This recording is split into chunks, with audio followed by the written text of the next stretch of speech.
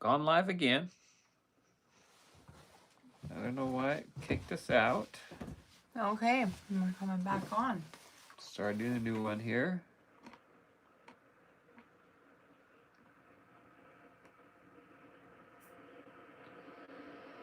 Waiting to see if anybody finds us.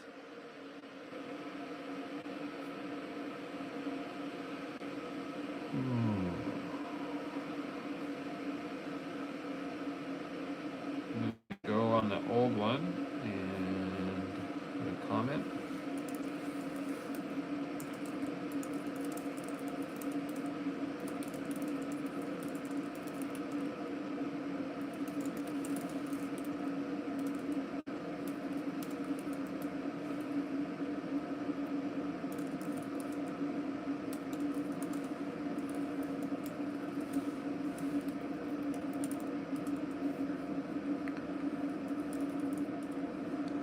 One person has found us. Hi, Freddie. Thanks. I don't know. That was weird because the video just stopped. I was still there in the chat, and I don't know. Some weird YouTube. Could be something to do with the Starlink, but I'm gonna put a comment on that last one. Here's new live. So I don't know. Thanks. See, 6 people have joined. It tells me. I'm sorry about that.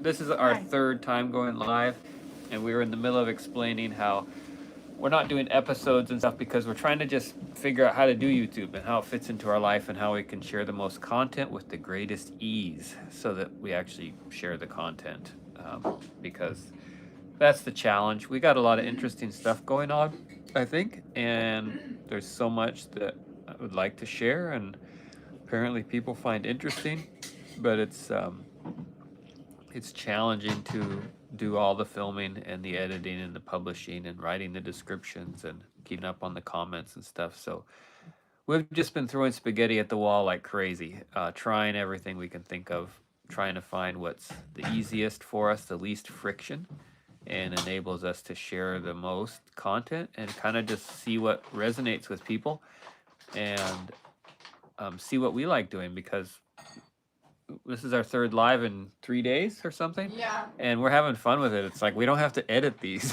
which is awesome. And we get to take questions and Connect. yeah, connect with you guys that are interested in what we got going on and hear what you're wondering about and what you're interested in. And it'll definitely help guide what we film and do in the future. Honestly, if we could just go live every day, that might be the easiest thing ever, because at the end of a live, We're gonna share videos too. I don't have to edit. No. But here's a picture of the Alaskan Gypsy. It's an old photo. On the back it says Gypsy anchored Punch Bowl Cove, Misty Fjords. And when I saw this photo, my jaw dropped.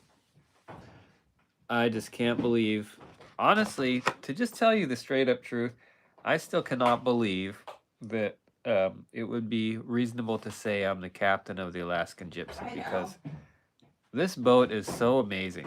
I'm just the biggest fan of this boat. Yeah. Dream. Probably. I don't think you could find a person that likes this boat more than me. Audrey's trying, but she likes it because there's chocolate in the fridge. I bought her a chocolate bar yesterday, 2 days ago. So we're just really excited about this boat and everything that it represents for us in our life. And we're not the only ones. I think the boat is really the hero of this whole story, and we plan to kind of keep it that way.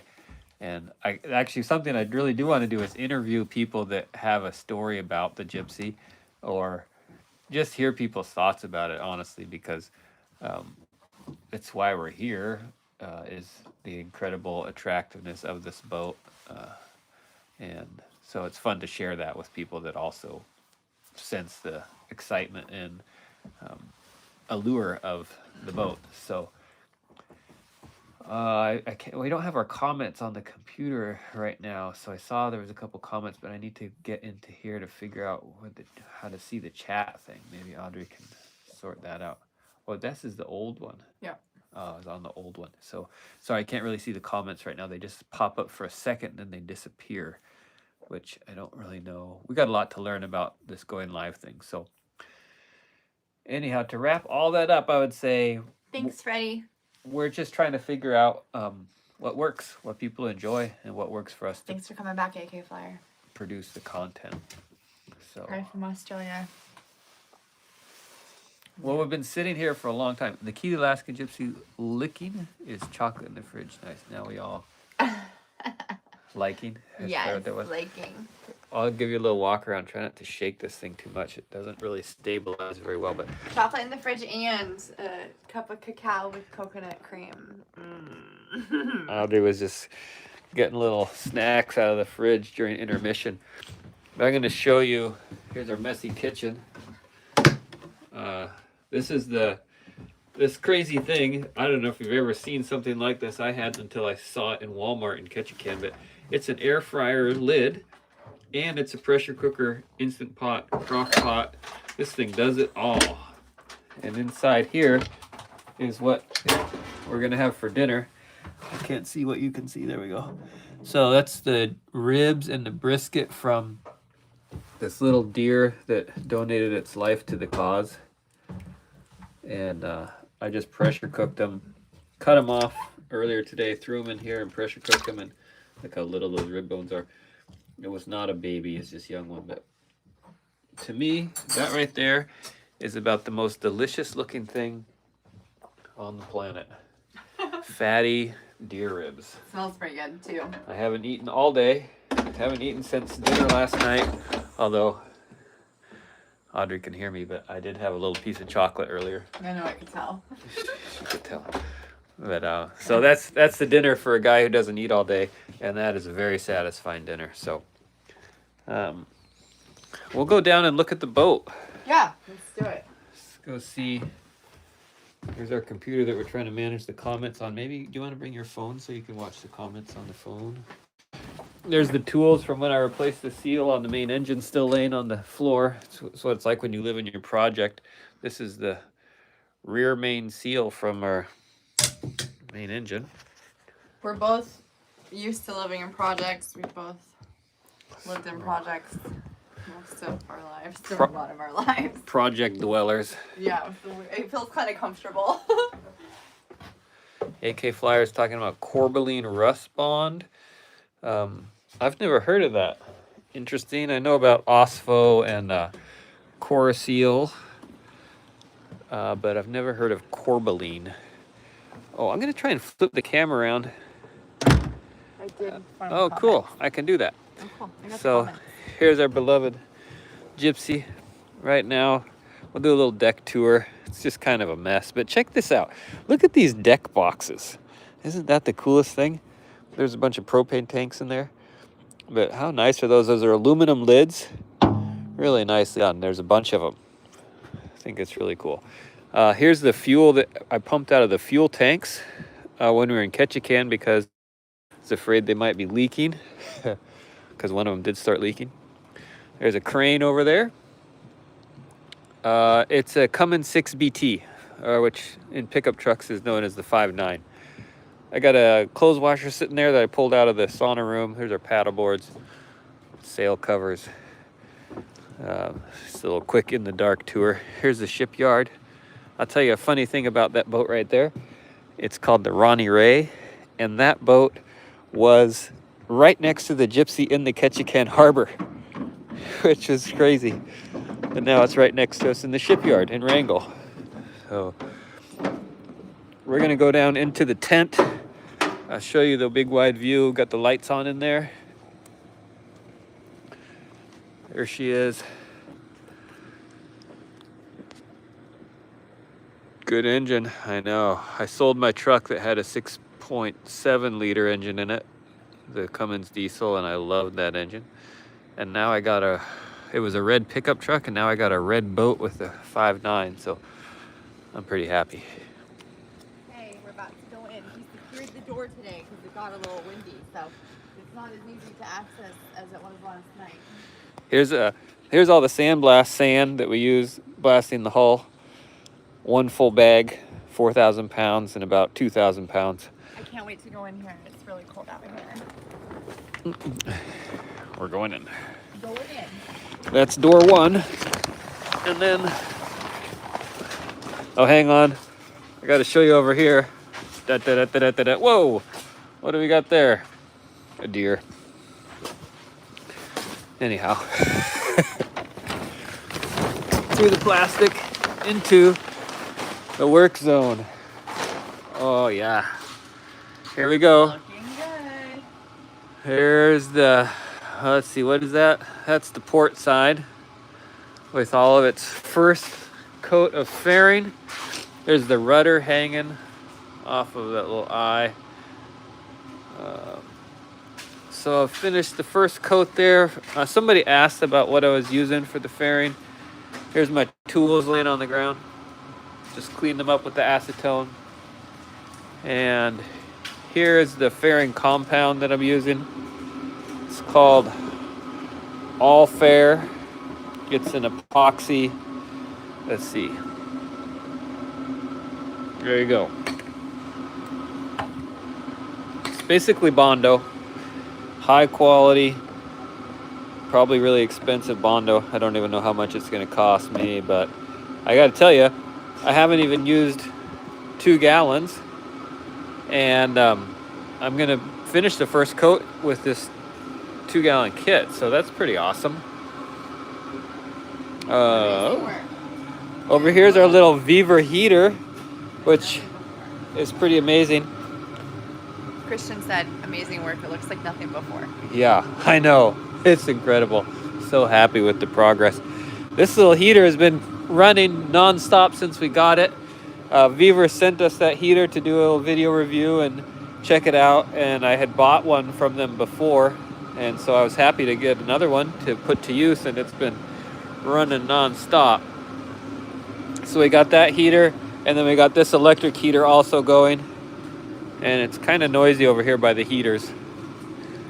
So let's come over to the other side where I'm just getting started, but also like you're almost halfway done. more than started. Well, more than halfway done, I guess. But this side is going so much faster because there's a lot less electrolysis damage on this side. That is. I know, this must have been the way it was sitting in the harbor or something. But this stuff is still a little bit tacky. And this is first rough coat. It's not perfect at all. It's not meant to be. I'm going to sand it again.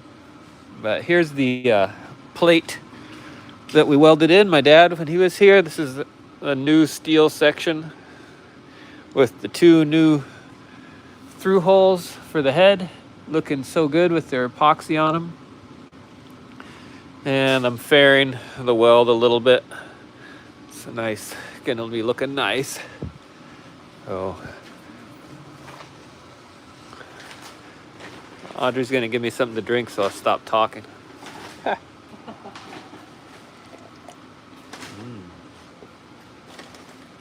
So this is all I got left for this first coat on the second side, is really just the stern section here, and there's not really that much. There's not very many spots to do back here.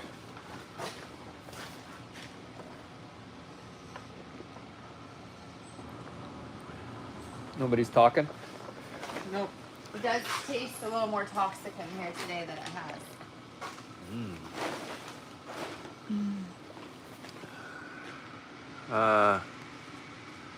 Does the All Fair make a watertight bond on the metal? You should do some tests. You should test sometime when it's dry, scraping it a bit to see how it bonds. Freddie's asking about the All Fair. So the thing about that is it's going to be covered up.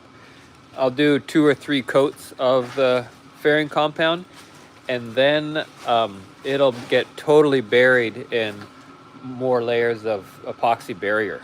So, and then that'll get covered up with bottom paint. So this fairing compound is going to just be lost into the middle stack of all of the coatings that we're doing. So, no, it's not really well, it's probably not completely waterproof, but we're not. Said it was porous. Said it was porous. Yeah, we're definitely not counting on it to be waterproof at all. That's not even a part of the plan. So, yeah, it's plans for the prop. Christian asks. Yeah, well, we can look at the props, since some of you were wondering about it a little bit. Here it is.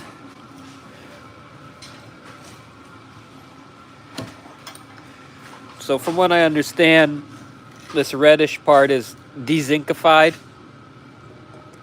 And you can even hear it with my finger, actually. It kind of rings over there, and it sounds dead right there. No ring. So everywhere it's kind of reddish, it's seriously compromised. It's missing some chunks. Pretty beat up. Pretty weak. Not so much beat up, it's just weak. You can see there's a crack right there. It's interesting in this section, it's really got that red around the core of it. But, oh, it's pretty heavy. I can't flip it over. Flyers wondering if we were spraying or rolling the bottom. Spraying and rolling the bottom. A little bit of combination of both, really. I'm trying to do the smart thing and hire spraying for when we're really going for it with the full coat. But when we're just doing a spot coat, like covering up, we'll do a spot coat over all the fairing. And then I did a stripe or spot coat before the fairing. And so whenever reasonable, I'm just rolling or brushing, but it's clear that the spraying does a far better job for when you're really trying to build up a heavy coat. Much smoother, much higher application. I can show you actually the sprayer if you're interested. Here's the machine that the yard has. Superior Marine uses this spray. It's air powered, hooks up to compressed air that does the pumping, and that's quite the deal. That thing seems like it's pretty capable paint sprayer. Scott Miller says that he's impressed by our work ethic. You guys seriously work hard. Thank you, Scott Miller. Are you Dave Miller's brother? There's Dave Miller here in Wrangell, who's been a great help to us. I would just do a little shout out to all the Wrangell folks. No kidding. If any of you are watching or do watch this video, we've been really supported by the Wrangell Shipyard, the town, the community, the tradespeople, and just the members of the community. We've been very welcomed here and supported, and that's why we're here, and it's dreams coming true as far as that's concerned. Let's put the boat behind us.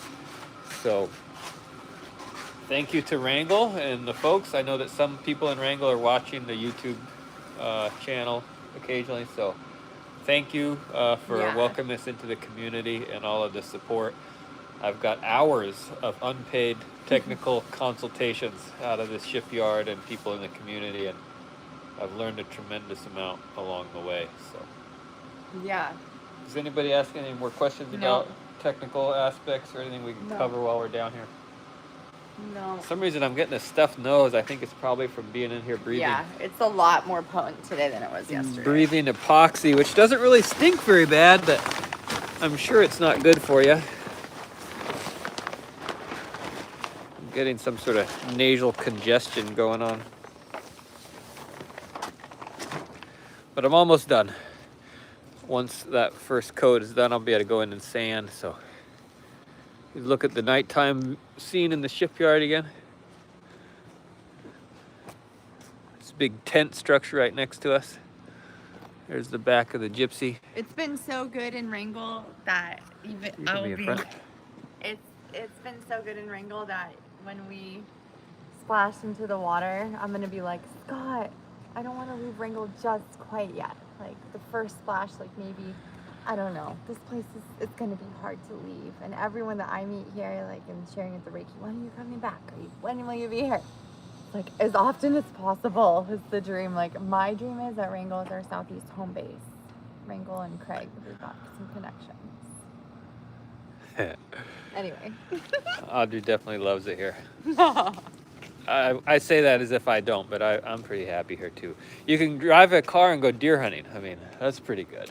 Yeah. So Christian says, yeah, you don't get too much of that in your lungs. Yeah, no kidding. Is it just the finishing of the odd jobs now? It is just the finishing, Freddie says. AK Flyer, have you had much wind since you had that shrink wrap up? Yeah, we've had some wind. I know there's They like to threaten us around here with the weather.